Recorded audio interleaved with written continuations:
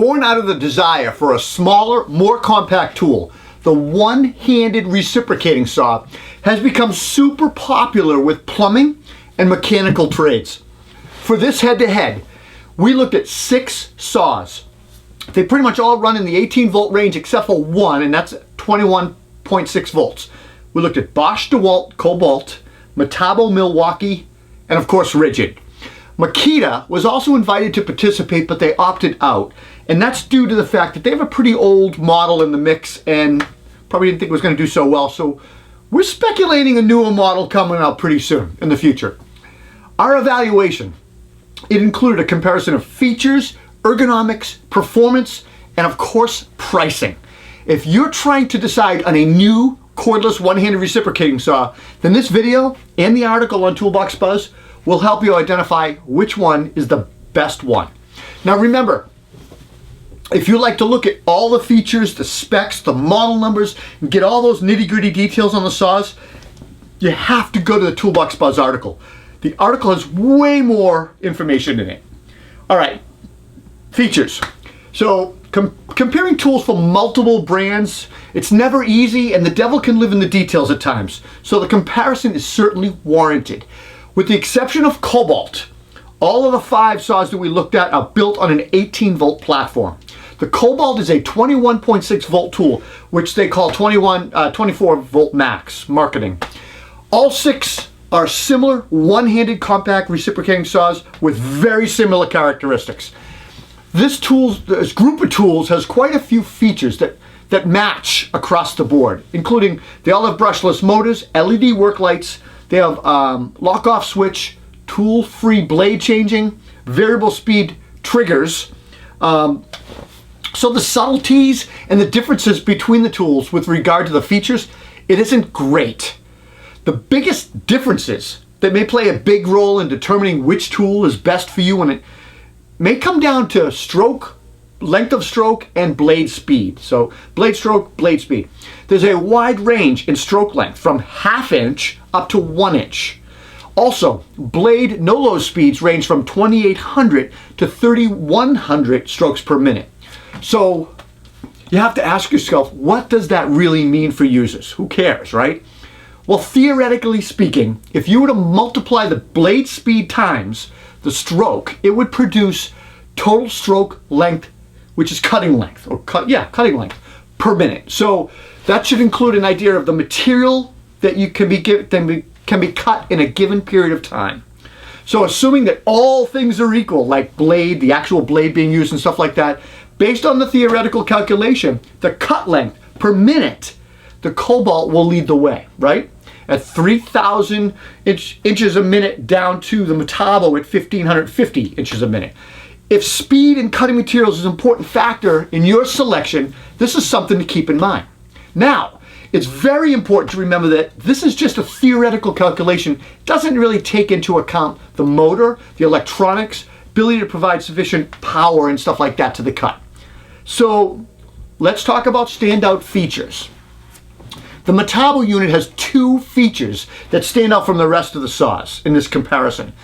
Both features are unique enough that we wanted to point them out because it might be an important factor for you to choose the saw. So first of all, it has a unique quick blade retainer. And what I mean by that is this allows you to use a reciprocating saw blade as well as a jigsaw blade, as long as it's the right configuration. While these certainly are not jigsaws, the ability to throw a jigsaw blade in there, maybe to give you a tighter radius cut or something, gives you some opportunity and versatility in the tool. It additionally has a 6-position shoot plate. This is the only saw in the group that has that adjustable depth shoot plate. Now, the ability to limit the depth of cut can be very important in some situations. Maybe where you don't want to cut too deep, damaging something underlying materials, cutting through drywall, things like that. Who knows? We did not rank the features of most of these saws because they're so similar in features. However, features may impact your final ranking, so we presented them here for your reference. Okay, let's talk about ergonomics, ergonomic evaluation. The winner of that was the Dewalt Atomic. The ergonomics evaluation in this section is purely subjective and based on the opinions of the testing crew. Now, after a full day of running these tools, performance tests, the team basically sat down and ranked each tool in several categories. We looked at grip, like the overall feel, the overmold, the grip surface and hand contour, LED effectiveness. All LED lights are not created equal. So the team evaluated the effectiveness of the light on work surfaces. Switches. So with switches, the evaluation included a location of switches, the ability to work without accidental engagement of the switches, ease of turning on and off left, right-handed users, balance. Overall balance of the tool in different cutting positions was looked at. We looked at blade change. Every tool in this category included a tool-free blade change design. The comparison focused on how easy it was to change those blades. Some of those collets are much easier to grip. They've got little tabs on them and stuff. Vibration.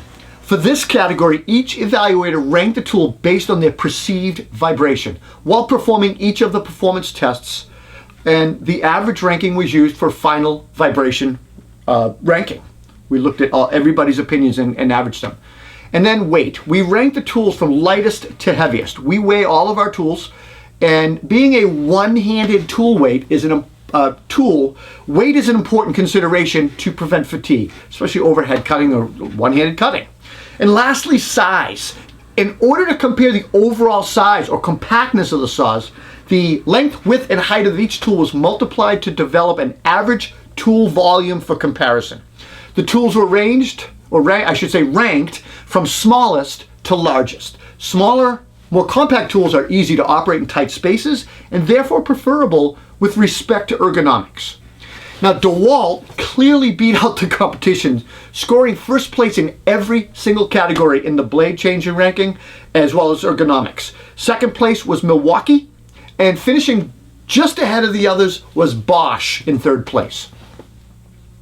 Clearly, guys, this data is subjective. I get that. However, by using an average ranking for all of our testers, we strongly feel that this data is a good representation of how these tools compare for an ergonomic perspective, especially since they're all pro users as well, so their opinions are pretty cool. Performance evaluation. The winner of that was the Kobalt and the Milwaukee. Now, specifications, features, and ergonomics are all important, but at the end of the day, performance is huge. 4 tests were developed and utilized in the performance evaluation, and those included cutting 3/4 inch cast iron gas pipe, cutting 12 gauge P1000 Unistrut, it's 1 5/8 by 1 5/8, cutting 2-inch copper pipe, and then cutting nail embedded wood, a 2x12 SPF with 4 16D nails in. Now, each saw had a new blade for each test, and for each test, we used a fixed weight of 8.25 pounds. It was hung with a rope in the front grip of the saw, measured 3 inches back from the shoe plate. The triggers were all squeezed to full speed, and the operator held the tool only really at the rear. They might have balanced it to get it started and just let the weight force through the cut. So pretty much took a bunch of cuts, but we looked at 5 cut averages, and we timed them and we used them to calculate an average and summary, and you'll see that in the chart provided in a minute. All of the saws used ranged from battery ranges from 5.0 to 6.0 amp hour, and because the tools had similar voltages and battery pack sizes, no adjustments to the data was made or performed. All right, the 3/4 inch cast iron pipe test results. The Kobalt came in first place for this test, average cutting at 10.77 seconds. Now that was followed by the Milwaukee at 11.42, and the Rigid came in third at 14.05 seconds. Both Dewalt and Makita struggled to keep up in this field, in this test. And they ranged, time ranging from over 2 to 4 times longer than the top 4 tools. When you look back to that total cut length, you can see the theoretical cut length. You can see that both Makita and Dewalt had the shortest cut length per minute, suggesting that they would likely perform much slower than the faster saws with the longer strokes. So these results are not entirely surprising. Okay, the Unistrut. So as far as the Unistrut results, For this test, Kobalt came in first, and they had the fastest average time of 17.91 seconds, followed closely in second place by Rigid with a time of 19.64, and then Milwaukee in third place with an average time of 22.43 seconds. Again, these results seem to correlate well to the total cut length per minute that was calculated based on no-load speeds. Copper pipe test results. Lots of copper pipe and gas pipe cut out of houses. And once again, the top 4 saws perform much better than the last 2. Again, following the predicted performance based on the total cut length per minute, this test is a much less aggressive test, which resulted in much closer results. Copper's a softer material. Finishing in first place for the fastest time was the Rigid, with an average time of 9.19 seconds. Milwaukee came in second, 9.47 seconds, and then Bosch came in third place with an average time of 10.8 seconds. The last test we did was nail-embedded wood testing, and that was with the 2x12 with the 4 16-penny nails. The nail-embedded wood test is a bit more rigorous test and resulted in a wider spread of results. Not a typical application for the saw, but it's okay. Again, the top four saws finished faster than the Dewalt and Metabo. Milwaukee finished in first place with the fastest average time of 18 seconds, followed closely by Kobalt. Kobalt had 18.2 seconds, and in third place was the Rigid with an average time of 22.5 seconds. So, final performance test results. When we look at all 4 of those tests, each of those test rankings were added together, would come up with a total score, lower score being the better final ranking. Finishing with a tie for first place was Kobalt and Milwaukee with a total rank score of 8. Coming in very close second place was Rigid with a total score of 9. Way to go, Rigid. And coming in third place was Bosch with a total score of 15. So let's move on and let's talk a little bit about pricing. Now, the winner of pricing was Kobalt. For this particular head-to-head, all 6 tools are available as bare tool, and not all head-to-heads are like that. This makes comparing the pricing a little bit easier for us. Now, ranging in cost from $99 Kobalt, all the way from the low end, all the way to the higher end of $159 from Milwaukee. So guys, after a lot of feedback from our readers and commenters, you guys, over the years about how we determine our final rankings in our head-to-head evaluations, we decided we'd listen to you guys and we're going to try something new on this one. So we can all agree that price is an important factor when purchasing tools. We get that. This is especially true for small contractors or those guys and gals just starting out in the trades. Now, in the past, we've always weighted the price equally with other categories like ergonomics, performance, whatever. For this head-to-head, the price ranking is going to count for 20% of the final ranking, while ergonomics and performance are going to count for 40%. So 40, 40, and 20. The team felt that ergonomics and performance are more important when choosing a tool, and I agree. But also acknowledging that price does have a factor for some users. It's a major factor for a lot of users. So, all right, I've been chatting all this time. Who has the best one-handed reciprocating saw? Well, the winner of our head-to-head evaluation is the Milwaukee M18 Fuel Hacksaw. So, Milwaukee finished tied for first place in the performance evaluation, second in ergonomics, and while it is the most expensive saw in the field, it's still pretty affordable at $159. Milwaukee has been the leader in reciprocating saws for many years, so it would be no surprise if they didn't lead in this newer compact category.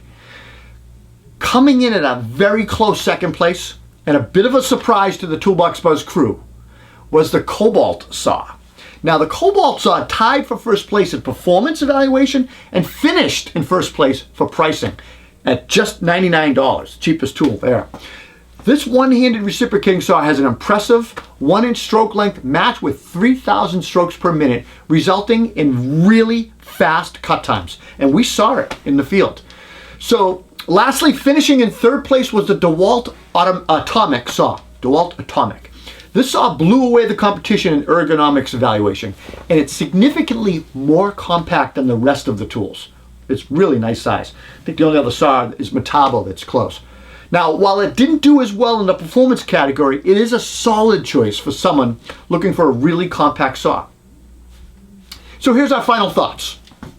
Ultimately, all of the data is shared here, guys. So each person can make their own rankings and specifications based on what's important to you. If pricing doesn't matter, then just eliminate it from the matrix and make your own choice. Doesn't matter. We try to be as transparent as possible so you can make these adjustments.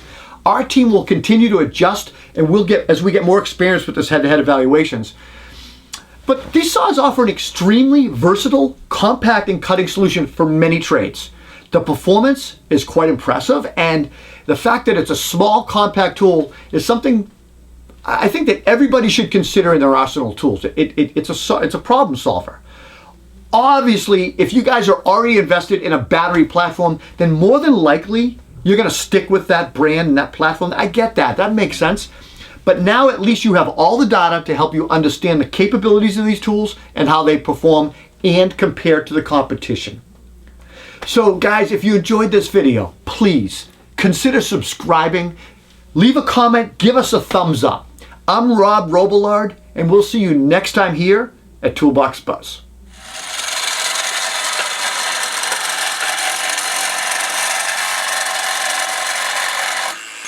18.